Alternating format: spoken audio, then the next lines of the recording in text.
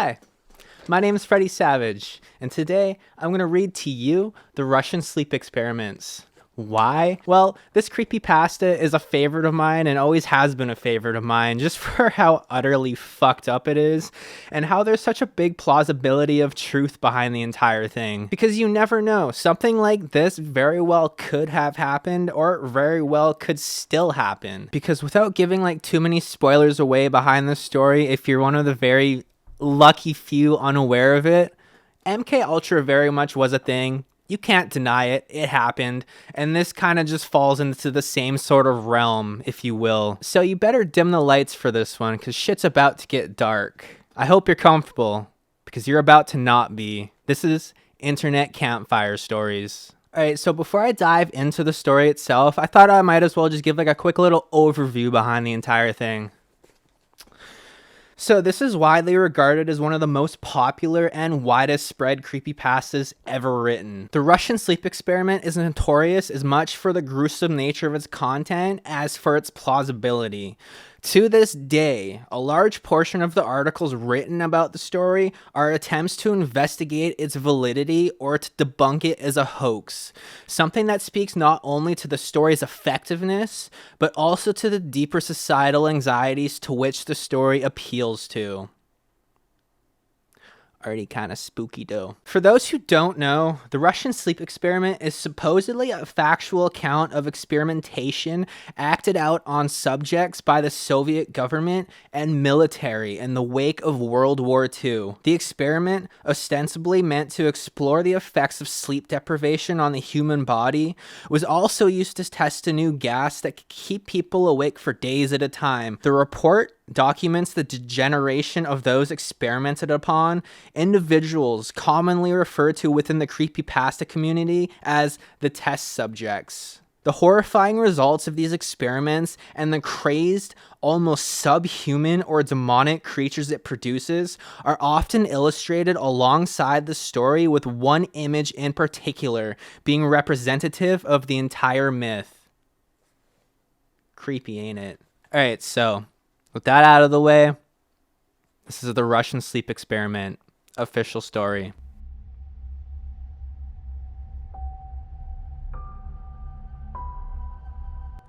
Russian researchers in the late 1940s kept 5 people awake for 15 days using an experimental gas-based stimulant.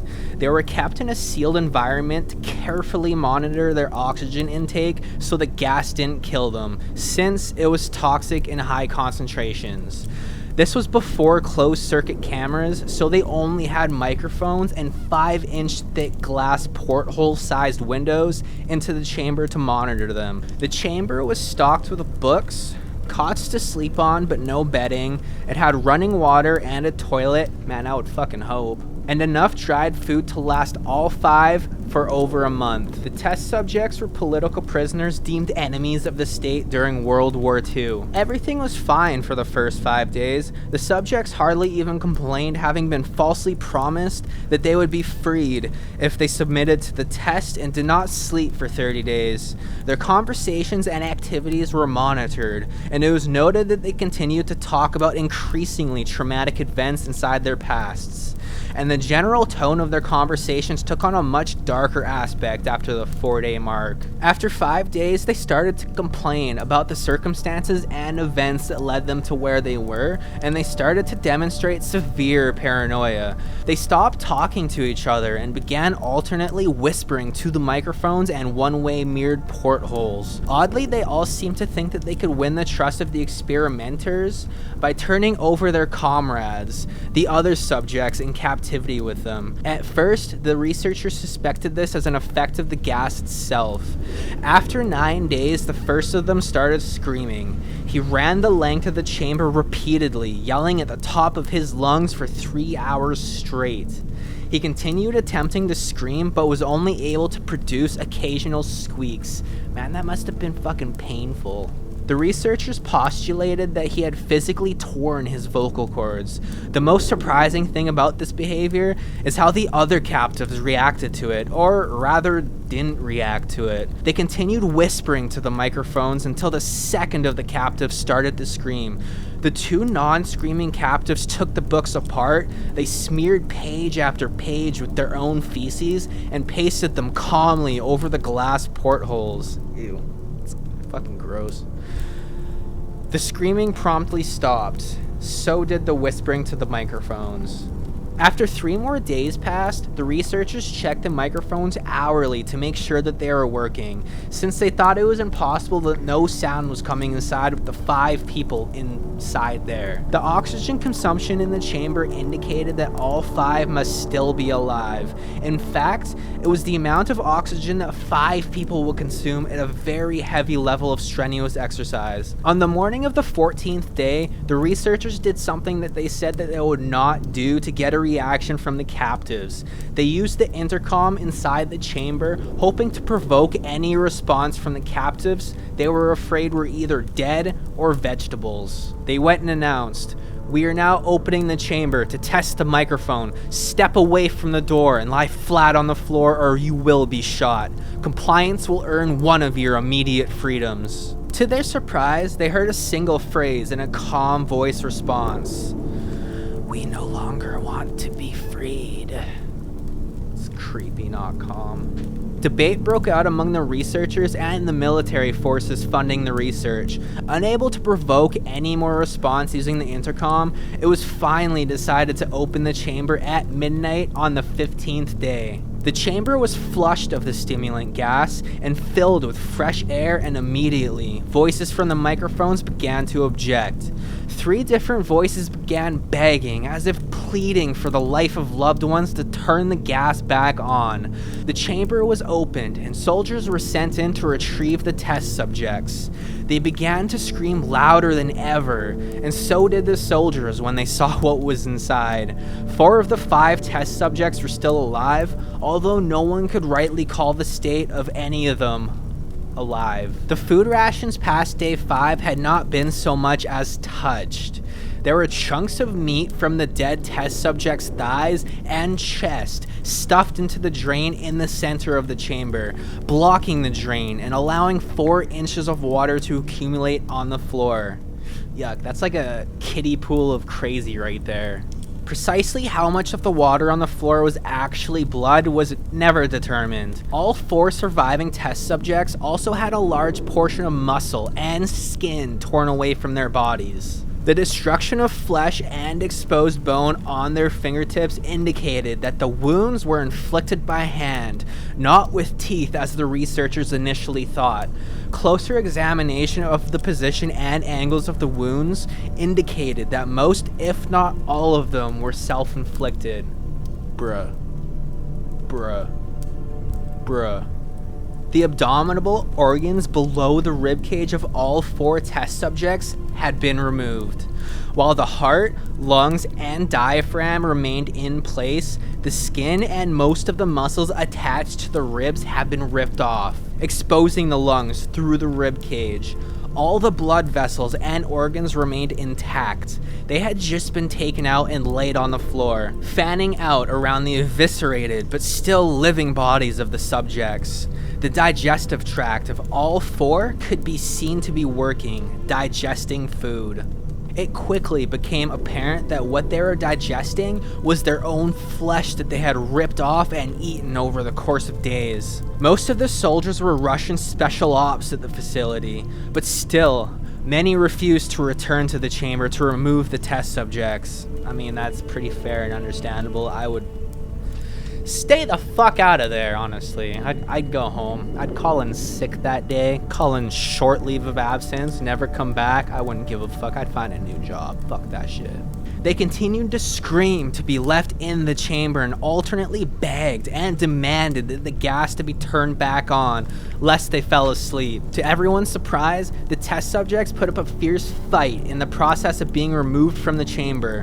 One of the Russian soldiers died from having his throat ripped out. So in other words, he got roadhoused. Another was gravely injured by having his testicles Another was gravely injured by having his testicles ripped off, and an artery in his leg was severed by one of the subject's teeth. Another 5 of the soldiers lost their lives if you count the ones that committed suicide in the weeks following the incident. Imagine being one of the test subjects in this situation and getting released back out to the world. Bro, there'd be no way in hell that you'd be able to live any sort of resemblance of a normal life ever again. I don't even know what normal would even be on the table of options at that point. In the struggle, one of the 4 living subjects had his spleen ruptured and he bled out almost immediately. The medical researchers attempted to sedate him, but this proved impossible. He was injected with more than 10 times the human dose of a morphine derivative and still fought like a cornered animal, breaking the ribs and arm of one doctor. When the heart was seen, it was to beat for a full 2 minutes after he had bled out to the point that there was more air in his vascular system than blood.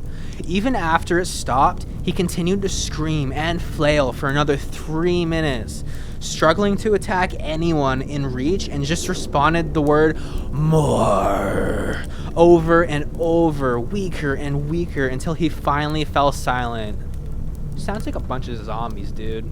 The surviving 3 test subjects were heavily restrained and moved to a medical facility. The 2 left with intact vocal cords were continuously begging for the gas, demanding to be kept awake. Alright, I just want to say that whoever wrote this, they need better grammar. Holy shit. And also, like, I can only just, like, imagine what their brains felt like at this point, man. Like, after all they've been through, like, probably feels like their brains went through a fucking blender like 4 times. Ugh, just in a different, complete realm of existence at this point.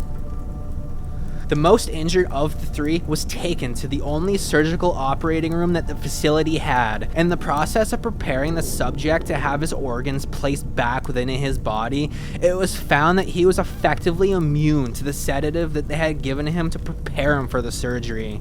Man, it's just a fucking superhuman at this point.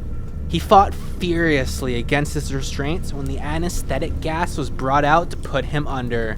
He managed to tear most of the way through a 4-inch wide leather strap on one wrist, even though the weight of a 200-pound soldier was holding that wrist as well. It took only a little more anesthetic than normal to put him under, and the instant his eyelids fluttered and closed, his heart stopped. In the autopsy of the test subject that died on the operating table, it was found that his blood had tripled the normal level of oxygen. His muscles that were still attached to his skeleton were badly torn, and he had broken 9 bones in his struggle to not be subdued. Most of them were from the force his own muscles had exerted on them.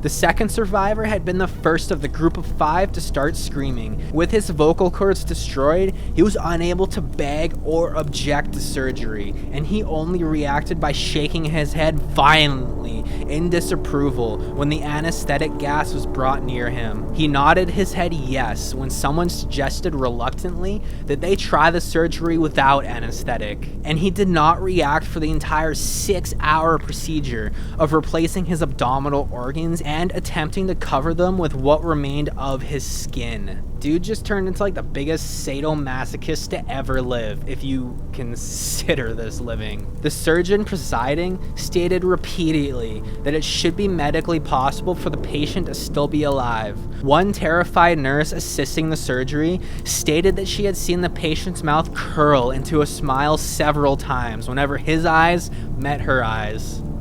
Gross. I'm just gonna find a new profession at this point.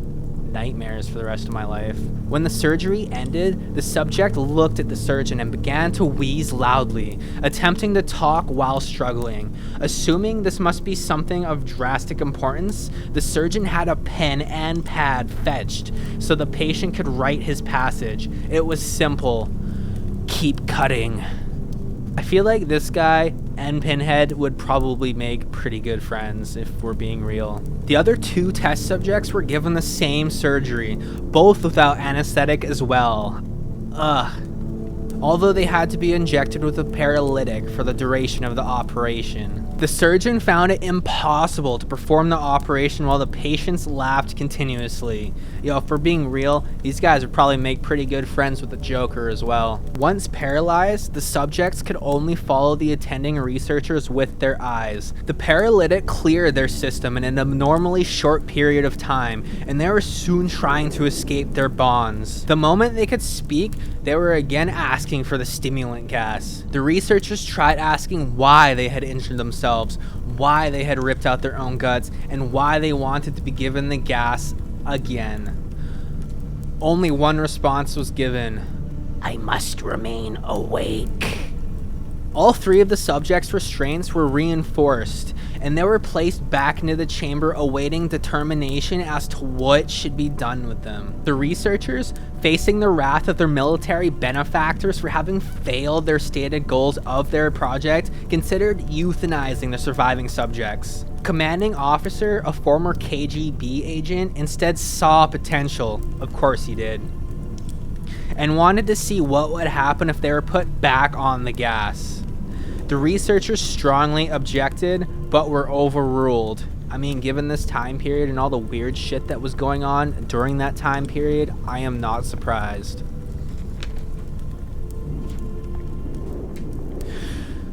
In preparation for being sealed back in the chamber again, the subjects were connected to an EEG monitor and had their restraints padded for long-term confinement. To everyone's surprise, all three stopped struggling the moment it was let slip that they were going back on the gas. It was obvious that at this point, all three were putting up a great struggle to stay awake. One of the subjects that could speak was humming loudly and continuously. The mute subject was straining his legs against the leather bonds with all of his might.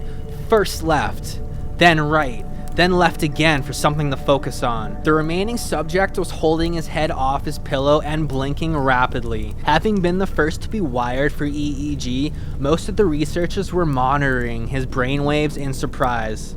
They were normal most of the time, but sometimes flatlined inexplicably. It looked like he was repeatedly suffering from brain death before returning to normal. As they focused on paper scrolling out of the brainwave monitor, only one nurse saw his eyes slip shut at the same moment his head hit the pillow. His brainwaves immediately changed to that of a deep sleep.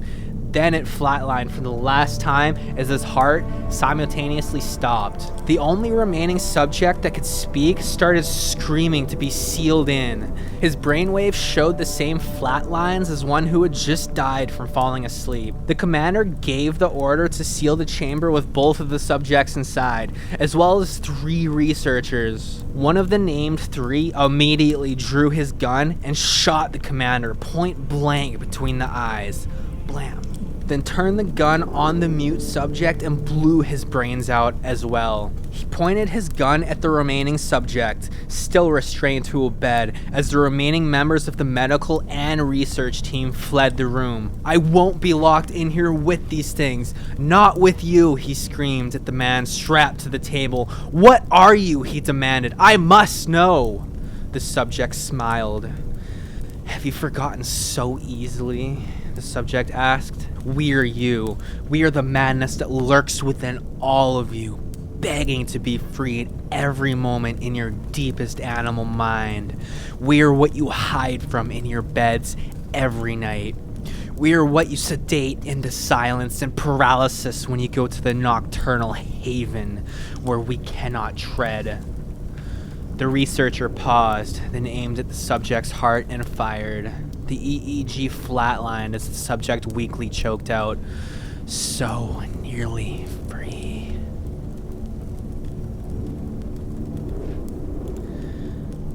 Yeah, that was something.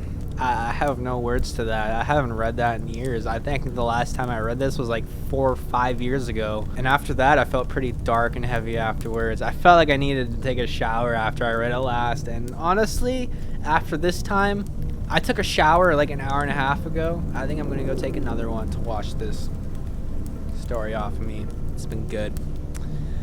Anyways, yes, my name is Freddy Savage. Reading you the Russian sleep experiments.